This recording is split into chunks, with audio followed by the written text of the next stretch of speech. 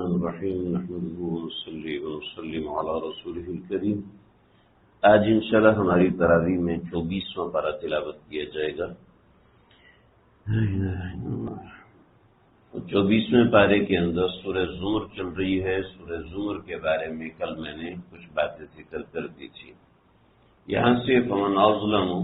یہاں سے جو چیز شروع ہو رہی ہے وہ یہ ہے کہ صحابہ کرام کو کفار نے اس بات پہ ڈرایا تھا، دھمکایا تھا کہ اگر تم ہمارے بتوں کے بارے میں برا بھلا کہو گے، ایسی ویسی بات کرو گے تو ہمارے بت تمہیں نیست و نابود کر دیں گے۔ چنانچہ اس کا یہاں پر رد کر دیا گیا، اور پھر انہیں سے کچھ الزامی سوالات کیے گئے کہ وَلَئِن سَأَلْتَهُم مَّنْ خَلَقَ السَّمَاوَاتِ وَالْأَرْضَ لَيَقُولُنَّ اللَّهُ، تو یہ خود کہیں گے، اور جب یہ خود ایک بات کا اقرار کر رہے ہیں، گواہی دے رہے ہیں، اس کے بعد اس اگلی بات کو کس طریقے سے ٹھکرا سکتے ہیں، یہ بات صحیح نہیں ہے۔ پھر اس کے بعد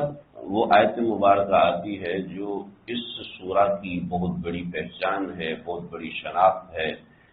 کہ وہ آیت زمر ہی کہلاتی ہے۔ اس کو آیت رحم کہتے ہیں، آیت زمر کہتے ہیں، کہ جس میں ترحم خاص اور ترحم عام کا اعلان ہے کہ قل یا عبادی الذین اسرفوا علی انفسہم لا تقنطوا من رحمۃ اللہ۔ یہ آیت مبارکہ اس سورت کی خاص خصوصیت ہے کہ پورے قرآن میں ایسی آیت ہے کہ جس کے بارے میں چند آیات ایسی ہیں جن کو سن کے صحابہ کرام نے نعرہ بلند کیا۔ اس کے بعد ایمان والوں کی خاص صفات، وَيُنَجِّي اللَّهُ الَّذِينَ اتَّقَوْا بِمَفَازَتِهِمْ لَا يَمَسُّهُمُ السُّوءُ، ایمان والوں کی خاص صفات۔ اس کے بعد قیامت کا تذکرہ ہے۔ قیامت کے اندر خاص طور پر ذکر ہے کہ کس طریقے سے لوگ جنت کی طرف جائیں گے اور کس طریقے سے لوگ جہنم کی طرف جائیں گے۔ یہ اس ساری بات کو سورہ زمر میں ذکر کیا، اور کیونکہ لوگ جنت کی طرف جائیں گے تو گروہ در گروہ جائیں، اکیلا بندہ نہیں جائے گا،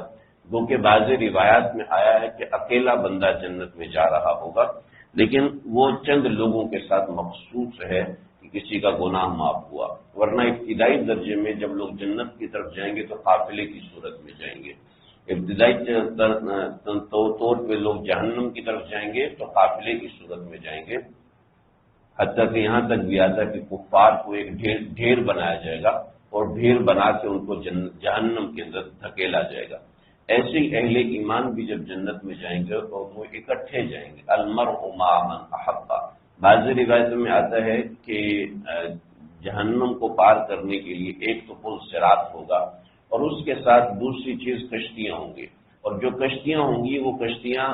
یعنی بڑی بڑی کشتیاں ہوں گی، اس سے مراد اہل مسجد ہیں، یعنی جو لوگ ایک مسجد میں نماز پڑھتے ہیں ان سب کو ایک کشتی میں بٹھایا جائے گا، ایک مسجد کو آباد کرتے ہیں ان کو ایک کشتی میں بٹھایا جائے گا، اور اس طریقے سے جہنم کے اوپر سے پار کروا کے اور پھر ایسے ہی ان کو جنت میں داخل کیا جائے گا۔ بعض روایت میں آتا ہے کہ علماء کا گروہ الگ ہوگا، اتقیاء کا گروہ الگ ہوگا، فضلاء کا گروہ الگ ہوگا،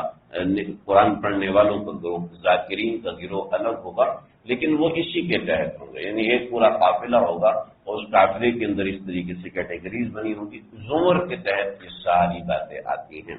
اس کے بعد ایک نیا سلسلہ قرآن مجید کا شروع ہوتا ہے جس کو حوامیم سبع کہتے ہیں، یعنی قرآن مجید میں 7 حامیم ہیں جو تسلسل کے ساتھ ہیں۔ یہاں سے سورہ مومن شروع ہوتی ہے، اور اس کے بعد سورہ فصلت ہے، اور اس کے بعد آگے جو ترتیب چلتی ہے تو یہ احقاف تک جاتا ہے۔ تو یہ حوامیم سبع، 7 حامیم یعنی 7 ایسی صورتیں ہیں جن کی ابتدا لفظ حامیم سے ہوتی ہے، اور حامیم تنزیل الکتاب، حامیم کتاب فصلت آیات، تو جو حامیم ہے یہ یہاں سے شروع ہو رہی۔ نبی علیہ الصلوۃ والسلام نے فرمایا اوتیت الحوامیم مکان الانجیل، کہ اللہ رب العزت نے انجیل کی جگہ پر مجھے یہ 7 حامیم عطا فرمائی ہیں۔ تو یہ اپنے طور پر بڑی زبردست ایک سلسلہ ہے، اور اس میں اللہ رب العزت کا جو طرز ہے، جیسے کہ میں نے پہلے بتایا کہ انا اعطیناہ قل هو اللہ یا الف لام میم ذالک الکتاب ہو، بڑی سے بڑی صورت ہو یا چھوٹی سے چھوٹی صورت ہو، اللہ رب العزت کا طرز تمام صورتوں میں الگ ہے، لہجہ تمام صورتوں میں الگ ہے، وہ سمجھنا ہوتا ہے۔ ایسے ان حوامیم کے اندر اللہ کا لہجہ بھی ایک ہی ہے۔ چنانچہ یہاں سے حامیم تنزیل الکتاب من اللہ العزیز العلیم سے بات شروع ہوتی ہے۔ یہاں اللہ رب العزت تسلسل کے ساتھ، مکمل تسلسل کے ساتھ 2 رکوعات تک صرف اپنی کبریائی کو بیان، قابل التوب شدید العقاب ذی الطول لا الہ الا هو، اور پھر رفیع الدرجات ذو العرش یلقی الروح من امرہ علی من یشاء، اور پھر اسی کبریائی کے اندر اللہ نے قیامت کا ذکر کیا، وانذرہم یوم الآزفۃ ذی القلوب لدی الحناجر الکاظمین۔ تو یہ ایک پوری کبریائی کا بیان ہے، اور ایک ایسا بیان ہے کہ اگر انسان صرف توجہ سے اسی کو پڑھے گا تو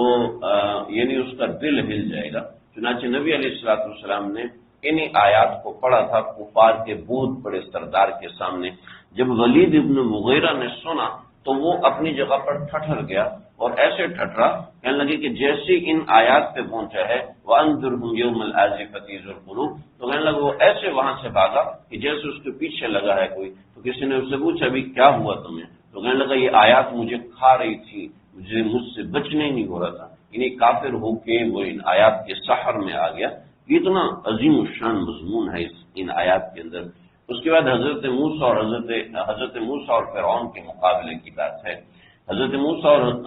کا واقعہ اللہ رب العزت نے پورے قرآن میں جگہ جگہ پھیلایا، اور ہر جگہ ایک الگ سے مضمون، ایک الگ چیز، یعنی ایک سمجھ لیں پوری داستان ہے جس میں سے چند باتیں اللہ رب العزت نے اٹھا کے بیان کی۔ چنانچہ یہاں پر اللہ رب العزت نے وہ بات کی جو فرعون کے دربار میں چل رہی تھی کہ میں کس طریقے سے حضرت موسیٰ کو قتل کروں۔ چنانچہ اس کے مقابلے میں ایک شخص کھڑا ہوا جس کا نام بعض روایت میں ہزقیل آیا، بعض روایت میں کچھ اور آیا۔ چنانچہ اس کو جو صحیح نام ہے اس کا رجل مومن کہتے ہیں، کیونکہ قرآن مجید میں اس کو رجل مومن کا لفظ ہے، وقال رجل مؤمن من آل فرعون یکتم ایمانہ۔ تو وہ رجل مومن کا ذکر ہے، اور اس کی پوری تقریر ہے، اور پوری تقریر اس کے 2 سے 2.5 رکوعات تک اس کی تقریر چلتی ہے۔ درمیان میں فرعون نے اس کو انٹرپٹ کیا کہ بھئی کسی طریقے سے اس کی تقریر روکو، ورنہ یہ تو سب کو مسلمان کرے گا۔ لیکن اس کے بعد اللہ رب العزت نے پوری اس شخص کی رجل مومن کی تقریر ذکر کی۔ ہو سکتا ہے اس میں کچھ کلمات ذکر کیے ہوں جس میں اس نے اپنے ایمان کی مضبوطی دکھائی، اور یہ بھی بتایا کہ فرعون کے بڑے دربار میں تقریر کرنے کے بعد ایسا نہیں ہے کہ فرعون اس کو کچھ کر سکا، بلکہ ہم نے اس کی فرعون سے حفاظت فرمائی، اور پھر اس نے اپنا ایمان اور یقین اس کے اندر ذکر کیا۔ اور ان آیات کو پڑھنے سے نظر آتا ہے کہ جو شخص ایسی مسجد میں بیٹھ کر ایمان اور یقین، میں بھی کر رہا ہوں مصلی پہ بیٹھ کر ایمان یقین کی بات کر رہا ہوں، لیکن جو شخص اہل کفر کی آنکھوں میں آنکھیں ڈال کے ایمان اور یقین کی بات کرتا ہے، اس کے ایمان کا لیول ہی الگ ہوتا ہے۔ وہ ایسے ہی نہیں ہو جاتا انسان، ایسے ہی اس کو یہ یقین حاصل ہو، یہ محنت سے ہوتی ہے، کوشش ہوتی ہے، بار بار کوشش کرنی۔ چنانچہ اہل کفر کی آنکھوں میں آنکھیں ڈال کے جن لوگوں نے کلام کیے ان کی زندگی کو پڑھنا چاہیے۔ چنانچہ صحابہ کرام کی زندگی کو عجیب انسان، انہیں ایک جملہ وہ بولتے ہیں، ہم حسبی اللہ و نعم الوکیل کی تسبیح بتاتے یہ تسبیح پڑھ لو اس سے فائدہ ہوگا، یہ تسبیح پڑھ لو اس سے فائدہ ہوگا۔ میرے سامنے ایک شخص آیا جس نے اس کا مشاہدہ کیا، جب اس کے سامنے معاملات ہے اس نے کہا حسبی اللہ، اس کا یہ لفظ میں نے سنا ہے آج سے کوئی 10-12 سال ہو گئے، اب یقین کریں ابھی تک اس کا اثر ہوتا ہے کہ اس نے کہا تھا حسبی اللہ، اللہ کافی ہے۔ اور ہم بول کے سنا کے تھک جاتے ہیں، ہمیں پتہ نہیں ہوتا کہ اللہ کافی ہے، حسبی اللہ کا مطلب بھی کیا ہم جانتے ہیں، ان ترجمہ تو پتہ ہوتا ہے لیکن اس کا معنی کیا ہے، اصل یہ دل میں کیسے ہوتا ہے۔ جب انسان اللہ پہ بھروسہ کرتا ہے پھر آتا ہے۔ موبائل کا دور ہے آج کل، تو ہم صرف ڈاکٹروں پہ اور دوائیوں پہ یقین کرتے ہیں، اللہ پہ یقین کرنے والے سمجھ سکتے ہیں یہ رجل مومن کی تقریر کیسی۔ اللہ مجھے بھی سمجھ عطا فرمائے۔ اور اس کے بعد پھر جس طرح اس نے کہا وَفَوِّضُ أَمْرِي إِلَى اللَّهِ إِنَّ اللَّهَ بَصِيرٌ بِالْعِبَادِ وَوَقَاهُ اللَّهُ سَيِّئَاتِ مَا مَكَرُوا، یہ سارا اس کی ساری تقریر ہے۔ اس کے بعد آخرت کا ذکر ہے، اور اس کے بعد دنیا کے اندر آخرت کے یقین کے دلائل ہیں۔ اس کے بعد ایسے لوگوں کا ذکر ہے جو مد مقابل آتے ہیں، اور اہل ایمان کو تسلی ہے جب مد مقابل کوئی آئے گا آپ اس کو سمجھائیں گے نہیں تو آپ کا دل اس یقین کی طرف جا بھی نہیں سکتا۔ محض پڑھ لینے سے اور محض بات کر لینے سے وہ یقین الم تر الی الذین یجادلون فی آیات اللہ انا یصرفون، وہ اس طرح مقابلے میں آتے ہیں ہاں کر کے دکھاؤ۔ تو اہل ایمان کو بھی ایسا ہے کہ ہاں میرا اللہ کرے گا، اس کے دل میں جب ایسے یقین بنے گا تو جب ہے۔ چنانچہ اس کے اوپر دلائل بھی، اللہ الذی جعل لکم الانعام لترکبوا منها ومنها تأکلون، یہ دیکھو اتنی نشانی ہے، یہ نشانیاں تو بہت ہے لیکن کرنے والے کام کرتے ہیں۔ اس کے بعد سورہ فصلت، حامیم سجدہ بھی اسے کہتے ہیں، سورہ فصلت بھی کہتے ہیں، اس سورہ کے اندر بھی وہی دوسری حامیم نمبر 2، حامیم تنزیل من الرحمن الرحیم، کتاب فصلت، قرآن مجید کا ذکر ہے، اور قرآن مجید کے ذکر کے ساتھ بالکل وہی پیٹرن جیسے پیچھے ذکر ہے، ایسے وہی پیٹرن کہ اللہ رب العزت نے اپنے وجود کے دلائل پہلے پورے رکوع کے اندر دیے کہ دیکھو فقضاهن سبع سماوات فی یومین واوحى فی کل سماء امرها وزینت السماء الدنیا بمصابیح وحفظا، کہ ہم نے آسمان بنایا کیسے بنایا، ہم نے زمین بنائی کیسے بنائی، پھر ہم نے ان کو کتنے دنوں میں بنایا، پھر ہم نے بنانے کے بعد کیا کہا، پھر کس طریقے سے احتیاطوا ان اترها کہ آؤ ہماری طرف، اور پھر وہ آئے، قال اتینا طائعین، انہوں نے کہا نہیں، یعنی اللہ نے زمین آسمان سے کو بنایا اور یہ بنانے میں بہت بڑے تھے، پھر اللہ نے فرمایا احتیاطوا ان اترها کہ میری طرف آؤ، چاہے اپنی مرضی سے آؤ چاہے زبردستی آؤ، تو انہوں نے کہا اتینا طائعین، نہیں ہم اپنی مرضی سے آپ کے پاس آئیں گے، آپ کے حکم کی بجاوری بالکل کریں گے، لیکن اس کے مقابلے میں پھر انسانوں کا ذکر ہے کہ کس طریقے سے فاما ثمود فاستكبروا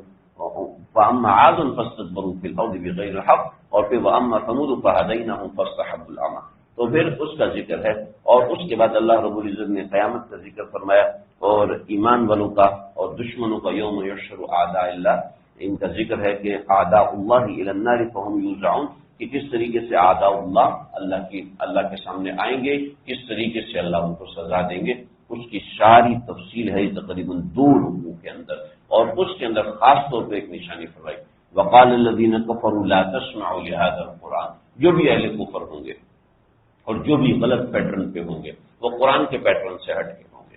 وقال الذین کفروا لا تسمعوا لهذا القرآن والغوا فیہ، اس کے نا اعتراض، طرح طرح کے لوگوں کو شبہات میں مبتلا، قرآن کے قریب نہیں جانا چاہیے، ایسا کرو فلاں کام کر لو، ایسا کرو فلاں چیز پڑھ لو، نہ سب سے پہلے قرآن کے قریب آئے گا، قرآن سے تعلق بنے گا، تب سیدھے راستے پہ آئے گا، ورنہ سیدھے راستے پہ نہیں آ سکتا، یہ قرآن کا پیٹرن بتا رہا ہے، قرآن کا طریقہ کار بتا رہا ہے۔ پھر اس کے بعد اگلی چیز 2 پیٹرن یہاں ذکر کی، پہلا پیٹرن قرآن، کہ قرآن کے قریب ہونا ضروری ہے، میں دین کے بہت قریب ہو رہا ہوں لیکن میں قرآن کے قریب نہیں ہو رہا تو ضرور گمراہی کی طرف جاؤں گا، ابھی ہو سکتا ہے صحیح ہو، لیکن اگر قرآن کے قریب نہیں ہے تو پھر ایک بات، دوسری ومن احسن قولا ممن دعا الی اللہ، دوسرا پیٹرن کہ وہ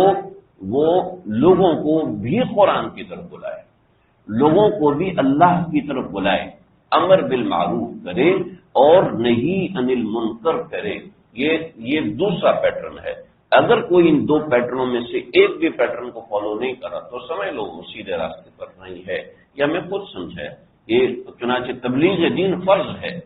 تبلیغ دین فرض ہے، وہ کسی بھی ذریعے سے ہو، تبلیغ دین یعنی آپ کے دل میں ایمان ہے اور آپ کو تکلیف نہیں ہے اس کے دل میں ایمان نہیں، یہ بڑی گڑبڑ کی بات ہے۔ آپ نماز پڑھتے ہیں اور آپ کو تکلیف نہیں ہے، یہ میرا ہمسایہ یہ نماز نہیں پڑھتا، آپ کو اس کی پریشانی، ہمسایہ کی تو کیا بات، آج اپنی اولاد نماز نہیں پڑھتی تو ابا کو فکر نہیں ہوتی، اپنی اولاد نماز نہیں پڑھتی تو ماں کو فکر نہیں ہوتی، تو یہ کیا ہے، ومن احسن قولا پہ عمل نہیں، ہم قرآن کی بات کو مانتے ہیں لیکن ومن احسن قولا پہ ہمارا جب عمل نہیں تو فکر، اندر سے دل مردہ ہو جاتا ہے جب انسان دوسرے کو سمجھاتا ہے۔ ادفع باللتی ہی احسن، یہ تبلیغ کرنی ہے، ایسے نہیں کسی پہ احسان چڑھا رہے، بلکہ تبلیغ اس لحاظ سے کرنی ہے کہ وہ طریقہ احسن ہونا چاہیے، ایسا نہیں کہ اپنی مرضی سے